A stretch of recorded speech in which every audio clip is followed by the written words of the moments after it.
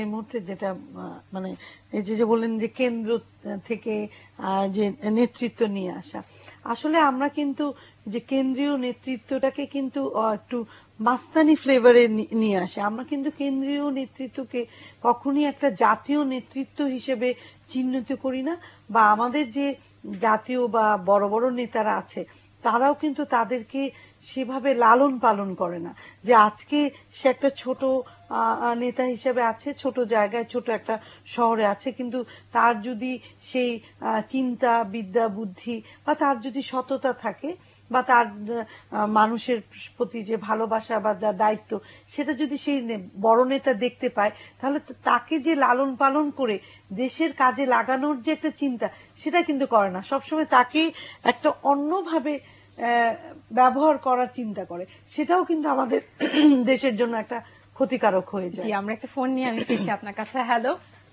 Hello hello, আসসালামু আলাইকুম। ওয়ালাইকুম আসসালাম। কোথা থেকে বলছেন? আমি নরসিংদী শিবপুর থেকে বলছি। জি। আচ্ছা, আমাদের দেশের যে পর্যালোচনা এখন আমাদের দেশের নেতা নেতারা মনে করেন এরা যে সমালোচনা করে বা কথাবার্তা বলে এগুলি তো কেউই কাউকে বিশ্বাস করে না।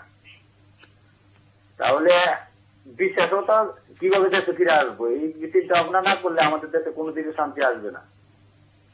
জি জি, ধন্যবাদ আপনাকে। আমি ওনারটাকে সব জবাব দিয়ে আমি একটু ফেরত যাচ্ছি আগের আলোচনাতে। এটা বিশ্বাস তো অবশ্যই, বিশ্বাসযোগ্য কাজ করলে বিশ্বাস আসবে। আমাদের আস্থা ফিরিয়ে আনতে হলে আস্থাভাজন কাজ করতে হবে এবং আস্থার সাথে সেটা বাস্তবায়ন করে দেখিয়ে দিতে হবে যে আমি যেটা বলছি আমি সেটাই করছি এবং সেটাই করণীয়, সেটাই করা উচিত ছিল। কিন্তু আমি যদি বলি একটা করি আরেকটা, তাহলে তো আস্থা আসবে না। তা আমাদের সমস্যাটা ওইখানেই যে আমরা বলি কিন্তু আমরা জানি, অনেকেই নেতাই মনে করে যে জনগণ হচ্ছে ভেড়ার পাল, আমি যাই বলবো তাই বিশ্বাস করবে। আমি চিঠি লিখবো, আমি অস্বীকার করব, জনগণ সেটা বিশ্বাস করবে।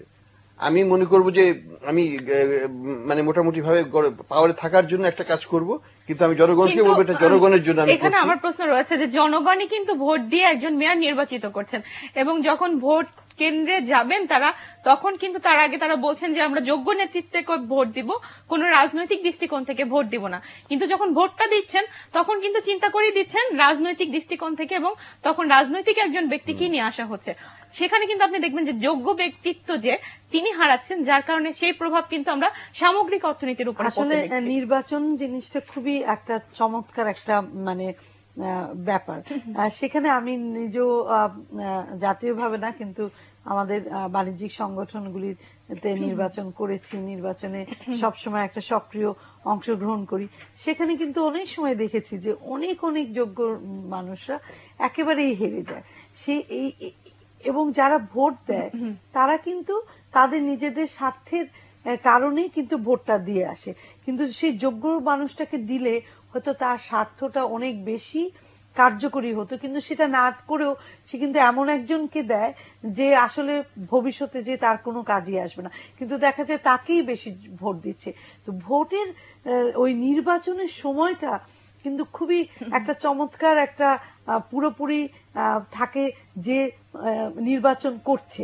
কিন্তু আপনি একজন নারীর নেতৃত্ব, আপনি দেখেন যে গতকাল যে নির্বাচনটি হয়ে গেছে সেখানে বেশিরভাগ কিন্তু নারী ভোটার, এবং নারী ভোটাররা কিন্তু তাদের মূল্যায়ন করেছেন, এবং সেটি আসলে কোন ভিত্তিতে মূল্যায়ন করেছেন সেটি তাদের ব্যাপার, কিন্তু তাদের মূল্যায়ন কিন্তু জাতীয় অর্থনীতিতে অনেক বড় অবদান রাখছে, সেটি যে লেভেলেই। এবং কিন্তু সেটাও দেখেন আপনি যে এই নারী ভোটারদের উপরে সব যারা নির্বাচন করে তারা কিন্তু একটা বড় তাদের একটা ওখানে থেকে তারা জানে যে এটা বিরাট বড় একটা স্টেক হোল্ডার, কিন্তু নারীদের কথা কিন্তু ওইভাবে যখন নির্বাচনে জয়ী হয়ে যায় তখন নারীদের কথা সেভাবে আসে না। গাজীপুরের মেয়র সাহেবকে আমরা ভবিষ্যতে দেখব, যেমন আমি নারী উদ্যোক্তাদের জন্য আলাদা দোকানের বরাদ্দ চাবো, এবং আমরাও কিন্তু দেখব যে উনি সেখানে কতটুকু কার্যকরী করছে।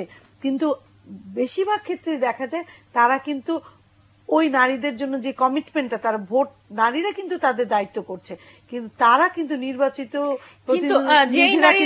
ভোট দিচ্ছেন তারা কিন্তু তাদের অধিকারটি নিয়ে নেওয়া উচিত, এবং সেটি আমি মনে করছি যে আপনি হয়তো সেই জায়গা থেকে আমার ভোটারদের কাছে আমার একটা সবসময় আহ্বান থাকবে যে তারা যেন ইমোশনাল না হয়ে যায়, তারা যেন একটা দূরদর্শিতা রাখে।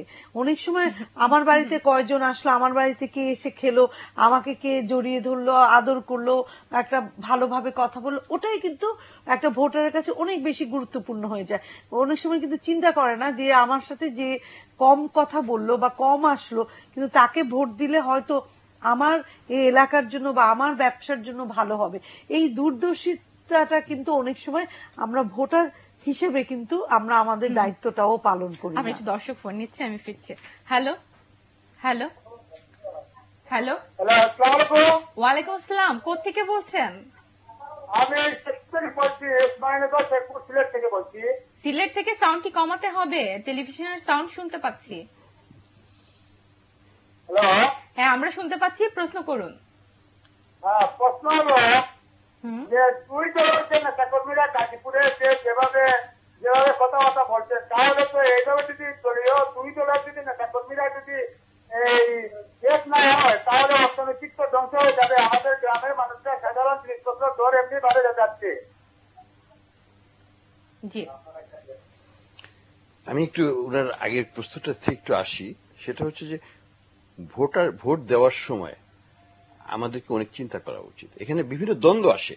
একটা দ্বন্দ্ব হচ্ছে যে আমি কি রাষ্ট্রের যারা শাসক যন্ত্র তাদেরকে একটা মেসেজ দিব কিনা।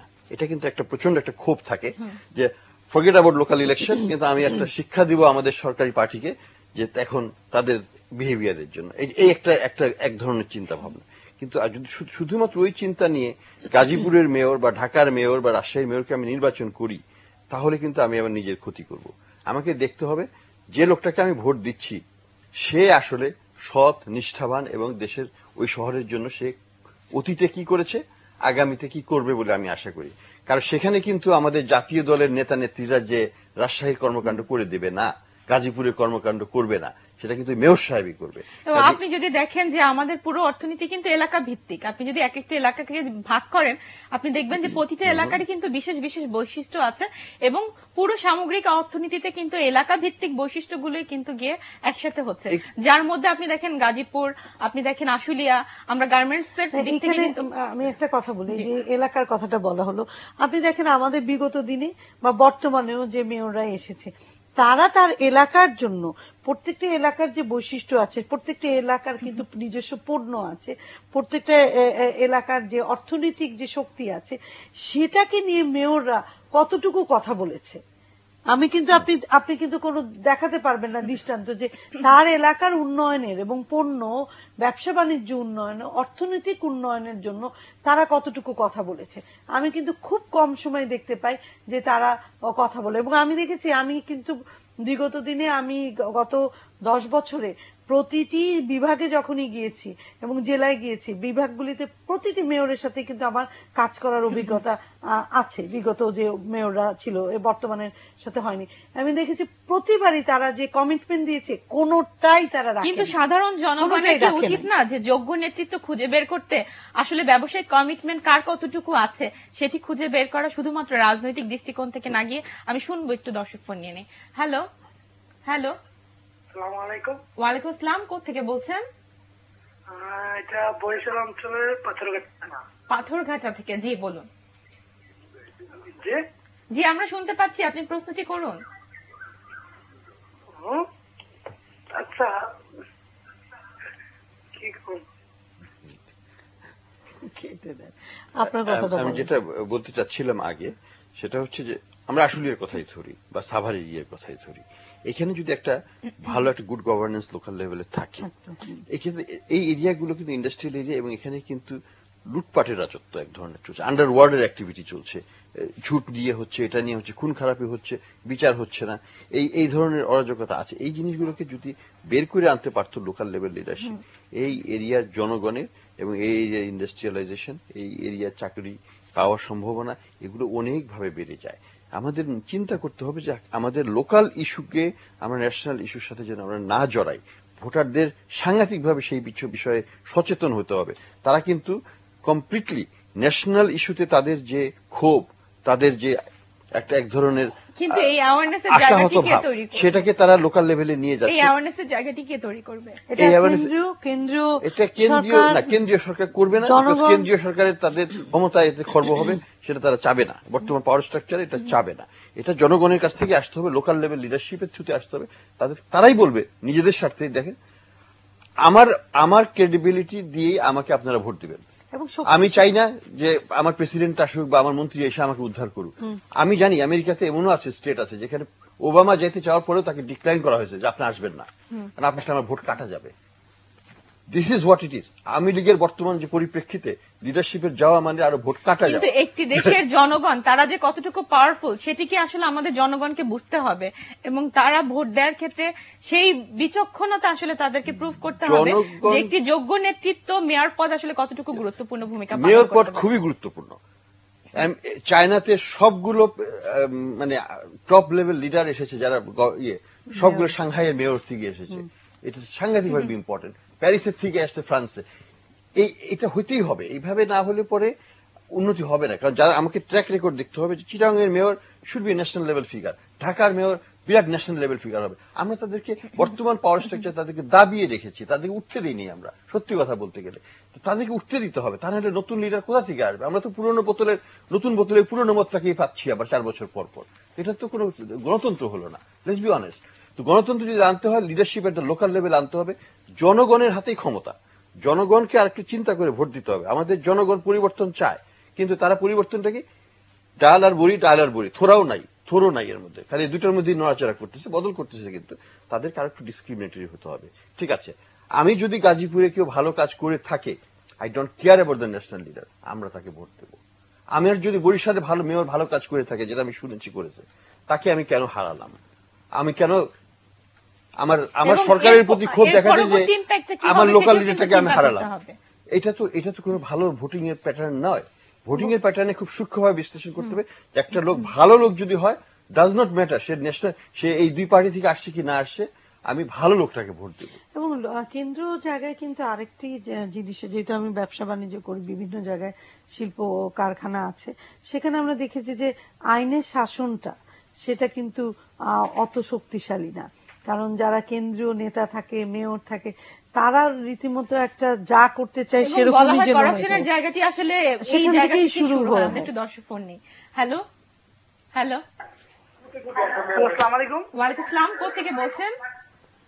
জি, আমি নারায়ণগঞ্জ থেকে বলছি। জি, খুব বক্তব্য দিতে আমার প্রশ্ন হচ্ছে যে নির্বাচন তো গাজীপুর থেকে হচ্ছে, ঠিক না? তো এই